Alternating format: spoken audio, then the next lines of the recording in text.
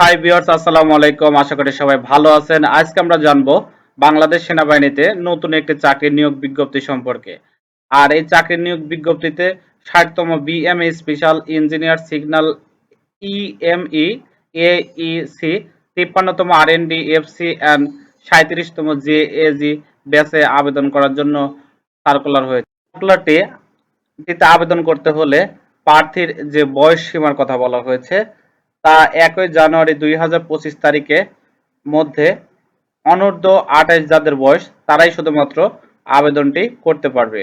আর শারীরিক যোগ্যতা, উচ্চতা পুরুষের ক্ষেত্রে ৫ ফুট ৪ ইঞ্চি এবং মহিলাদের জন্য ৫ ফুট ১ ইঞ্চি, ওজন পুরুষের জন্য ৫৭ কেজি আর মহিলাদের জন্য ৪৯ কেজি, আর পুরুষের জন্য বুক স্বাভাবিক অবস্থায় ৩০ ইঞ্চি, মেয়েদের জন্য স্বাভাবিক অবস্থায় ২৮ ইঞ্চি, বুক প্রসারণ অবস্থায় পুরুষের জন্য ৩২ এবং মহিলাদের জন্য ৩০ ইঞ্চির কথা বলা হয়েছে।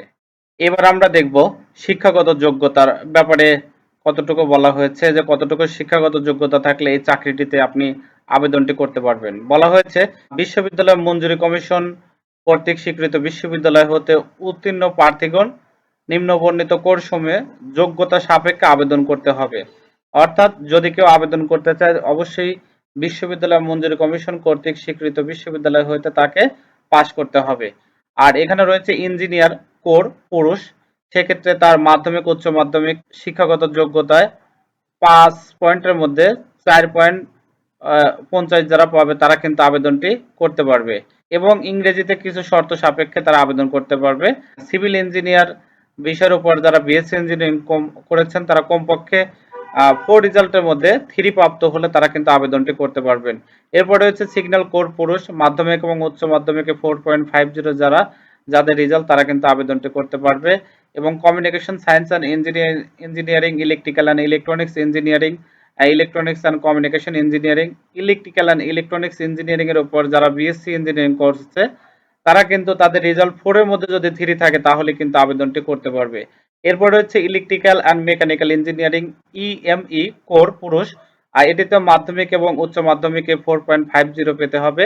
মেকানিক্যাল ইঞ্জিনিয়ারিং এর বিষয়ের উপর বিএসসি যারা করেছেন তারা 4 এর মধ্যে যদি 3 পেয়ে থাকে তারা কিন্তু এই পোস্টটিতে আবেদন করতে পারবেন। এরপরে হচ্ছে আর্মি এডুকেশন কোর পুরুষ ও মহিলা, অর্থাৎ আর্মি এডুকেশন কোরে কিন্তু পুরুষ এবং মহিলা উভয়ই প্রার্থী আবেদনটি করতে পারবেন। এই ক্ষেত্রে শিক্ষাগত যোগ্যতার কথা বলা হয়েছে এসএসসি এবং এইচএসসি 4 যাদের রেজাল্ট রয়েছে তারা কিন্তু আবেদনটি করতে পারবে এবং ইংরেজি, গণিত, পদার্থ, ইতিহাস, বাংলা, অর্থনীতি, আন্তর্জাতিক সম্পর্ক, মনোবিজ্ঞান বিষয়ের উপর স্নাতক কমপক্ষে সিজিপিএ 3 পেলে তারা আবেদনটি করতে পারবে। তবে স্ব বিষয়ের উপর স্নাতকোত্তর ডিগ্রিতে কমপক্ষে সিজিপিএ 3 প্রাপ্ত হলে তারা এই আবেদনটি করতে পারবেন। জাজ অ্যাডভোকেট জেনারেল জেএজি পুরুষ, এই পদটিতে শুধুমাত্র পুরুষরাই আবেদন করতে পারবেন। এখানেও শিক্ষাগত যোগ্যতার কথা বলা হয়েছে এসএসসি এবং এইচএসসি তে কমপক্ষে 4 পেতে হবে এবং ইংরেজি মাধ্যমে 6টি বিষয়ের 4টি বিষয়তে এ এবং একটি বিষয়ে সি এবং একটিতে ডি এবং ও লেভেলে 2টি বিষয়ের উপর একটিতে সি গ্রেড পেলে আপনি আবেদনটি করতে পারবেন। আর বৈবাহিক অবস্থার ক্ষেত্রে বলা হয়েছে পুরুষের জন্য অবিবাহিত, তবে 1 জানুয়ারি 2025 তারিখ যাদের বয়স 26-এর উপরে সে বিবাহিত হলেও কিন্তু আবেদনটি করতে পারবে। অর্থাৎ এখানে একটা বিষয় উল্লেখ করা রয়েছে 1 জানুয়ারি 2025 যাদের বয়স 26 হয়েছে তারা কিন্তু বিবাহিত হলেও তারা আবেদন করতে পারবে, তবে যদি 26 না হয়ে থাকে তাহলে কিন্তু আপনি বিবাহিত প্রার্থী হলে আবেদন করতে পারবেন না। এরপর রয়েছে মহিলা বিবাহিত এবং অবিবাহিত উভয় আবেদন করতে পারবে আর জাতীয়তা জন্মসূত্রে বাংলাদেশের নাগরিক হতে হবে। এরপরে আমরা দেখব একজন প্রার্থীর কি কি যোগ্যতা থাকলে সে আর এই পদটি তার আবেদন করতে পারবে না, সেই অযোগ্যতাগুলো আমরা দেখব এবার। যে সেনানো বিমান বাহিনী অথবা যে কোনো সরকারি চাকরি থেকে যদি কেউ বরখাস্ত বা অপসারিত হয় সে কিন্তু এই সার্কুলারটিতে আবেদন করতে পারবে না।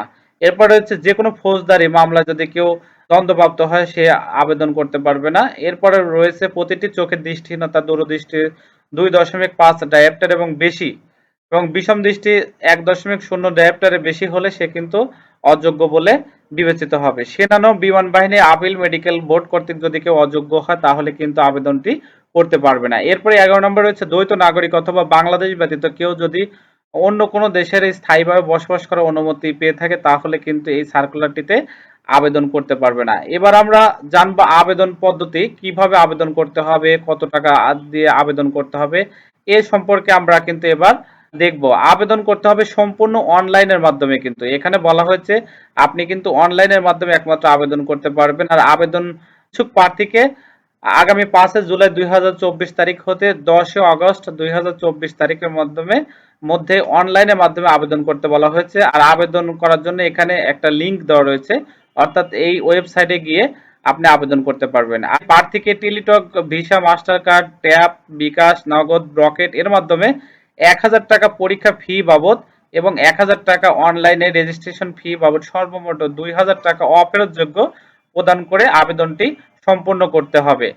আর আবেদন করার পর কি কি ধাপে পরীক্ষা হবে আমরা সেগুলো এবার দেখব, যে কোন সময় কি পরীক্ষা হবে। পরীক্ষার কথা বলা হচ্ছে অনলাইনে আবেদনকৃত প্রার্থী লিখিত পরীক্ষার জন্য 16 আগস্ট 2024 তারিখে সকাল 9 ঘটিকায় Shaheed Bir Bikram Ramizuddin cantonment school and কলেজে সেনানিবাসে কিন্তু অনুষ্ঠিত হবে। এরপরে আবেদন প্রক্রিয়া সম্পূর্ণ হওয়া প্রার্থী পরীক্ষায় যদি লিখিত পরীক্ষা উত্তীর্ণ হলে তাকে প্রাথমিক পরীক্ষা এবং স্বাস্থ্য পরীক্ষার জন্য ও মৌখিক পরীক্ষার জন্য আগামী 22 সেপ্টেম্বর 2024 তারিখ থেকে 3 অক্টোবর 2024 তারিখে পর্যন্ত সদর দপ্তরে তাকে প্রাথমিক স্বাস্থ্য মৌখিক পরীক্ষা অংশগ্রহণের জন্য অনুমতি প্রদান করা হবে। আর যদি প্রাথমিক স্বাস্থ্য মৌখিক পরীক্ষায় কেউ উত্তীর্ণ হয়ে থাকে তাকে আইএসএসবি পরীক্ষার জন্য লিখিত মৌখিক পরীক্ষা ও উত্তীর্ণ হওয়ার পরে তাকে আবার কিন্তু চূড়ান্ত পরীক্ষা নেওয়া হবে। এরপরে হচ্ছে চূড়ান্ত নির্বাচনে যোগদানের নির্দেশিকা। যদি আইএসএসবি পরীক্ষাতেও কেউ উত্তীর্ণ হয়ে থাকে তাহলে তাকে চূড়ান্ত নির্বাচনে যোগদান নির্দেশিকা তাকে প্রদান করা হবে। এরপরে হবে আপনার প্রশিক্ষণ হবে বিএমএ প্রশিক্ষণ, আর একটা হচ্ছে কমিশন এবং প্রবীণতা কমিশন। আর প্রথম থেকে ভিডিওটি শেষ পর্যন্ত দেখার জন্য অনেক অনেক ধন্যবাদ। আশা করি সাথেই থাকবেন। আমার পেজটিতে লাইক, ফলোয়ার্স এবং সাবস্ক্রাইব করে সাথেই থাকবেন। আসসালামু আলাইকুম।